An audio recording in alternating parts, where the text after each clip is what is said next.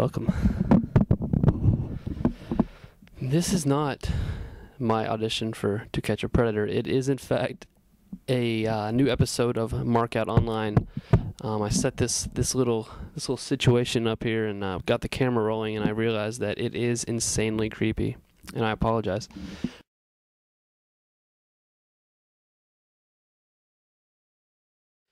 I come to you today because last night was the Great American Bash. It was not great, nor was it something that made me proud to be an American. To follow up on last week's discussion, in which I took the jokingly pro John Cena JBL feud stance, I'd like to retract that at this time. Last night, John Cena began his assault on JBL by hooking jumper cables up to John Bradshaw Layfield's scrotum and proceeding to attach that to a car battery, causing electrical shock in the pelvic area. That is stupid. That is something that you would see on a children's cartoon on Nickelodeon, not something that I would like to see in World Wrestling Entertainment. It is true that I was a WCW fan, and I witnessed things like this on a weekly basis. But come on, I mean, at least they had some level of believability. I think this goes way above and beyond what Vince Russo or any of the writers, Eric Bischoff, ever did in WCW. Continuing with this reality thing, then later in the match, JBL put Cena in a car, poured gasoline on it, and lit it on fire. The fire burned for several minutes, well, not several minutes, like maybe 20 seconds before the firefighters or whatever they were came and hosed it down. I mean, Jesus, that's stupid. Obviously, if a WWE talent were to pour gasoline onto a car and light it on fire, this would pose a danger to everyone in the audience. They would have to evacuate. There'd be a whole. They'd probably shoot him. Let's be honest. They would probably shoot JBL in the fucking face with a gun, to assure the safety of 14,000 people in attendance. And I really don't know how to argue this, because it feels stupid, because I know that all of you out there realize how incredibly unrealistic that match was. That aside, I have two more issues with that we will talk about here. One is that these kind of matches pose a risk to the wrestlers. I understand that I'm sure they practice all the spots, and the windows that they were breaking were, I'm sure, were rigged to do such.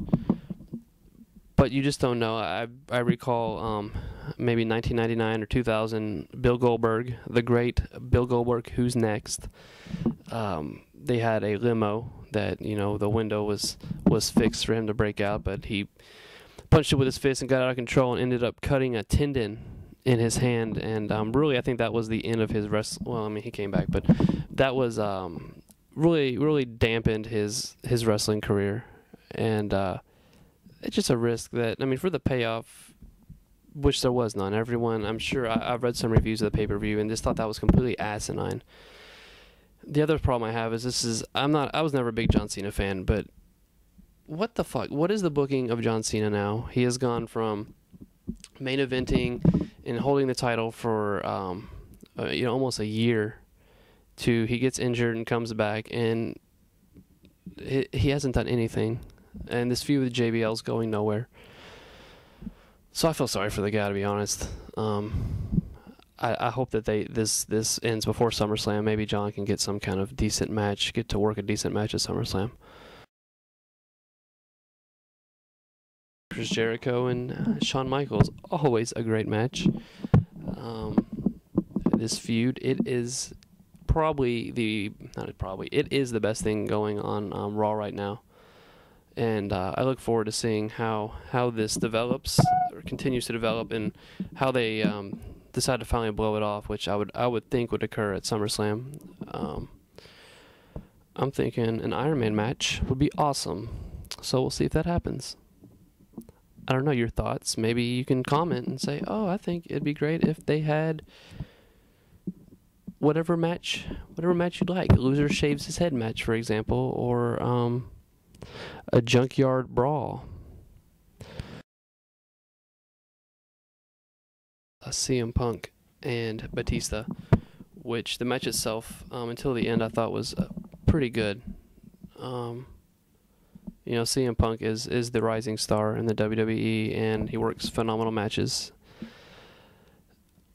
The problem, I don't know. I mean, I guess there wasn't much with Orton out right now, but having Batista and CM Punk, two huge baby faces, wrestle for the title, there was really no reason to really care about the ending of that match. There was no hatred. There was really no. I mean, there was nothing behind it, you know. And I think that was what was lacking. I guess what storyline is that we had Kane, who is looking for something, run out and just be a complete ass. Kane main eventing is something that had that been something that needed to occur, that was 10 years ago in 1998. I don't think he's relevant anymore. I mean, I'm sure he's a great guy, you know.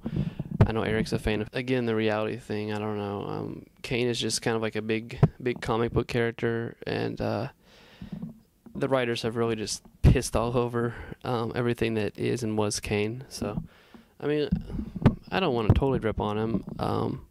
I guess 10 years ago or so, when the scene was a little different, he was a little bit better, and I don't blame him. The man that is Kane, Glenn Jacobs, I blame the WWE writers for that. I mean, the Katie Vick and this See No Evil shit. And I mean, maybe this will become something, but let's be honest, it ain't. Shelton Ain't No Stopping Me Now Benjamin won the United States title from Matt Hardy last night at the pay-per-view, which that's fine. I don't have a problem with that. I guess he's on SmackDown. Shelton was drafted to SmackDown, so that continues to deprive ECW, not that I care, but continuing to deprive and just pillage and steal from the ECW, taking the title, the U.S. title, from them, as well as, I guess, Morrison and The Miz were EC. I mean, I don't know, they intermingle anyway, but they lost the belts last night to the freaking Major Brothers, Hardy or I don't know what the fuck their names are, Ryder and Curtis or whatever their names are. So sucks to be ECW. But it's good that Shelton won the belt. But from the one that is Tim Stone, the one and only host of Markoutonline for the time being, I want to wish you a happy July, and may you have wonderful dreams, and may God bless you, and thank you for your time. So we're going to try to get us a co-host, a fill-in for Eric for the time being, maybe permanent. I don't know what, he might be gone forever. So we're going to try to get someone else in here for the next episode. If you're interested in applying for a co-host position, please go to www.markoutonline.com. You will not be paid. There will be no travel accommodations made. You will have to show up at the elusive and exclusive Markoutonline headquarters, which I guess no one's going to apply, let's be honest. But if you do want to, sure. I mean, if you really wanted to and you wanted to come, and I guess I would tell you where this is. A little creepy, but I would tell you. And we could sit down and just talk some wrestling. So go ahead and apply. I dare you. I triple dog dare you. So go check out www.markoutonline.com. And until then, I'll see you later, babies.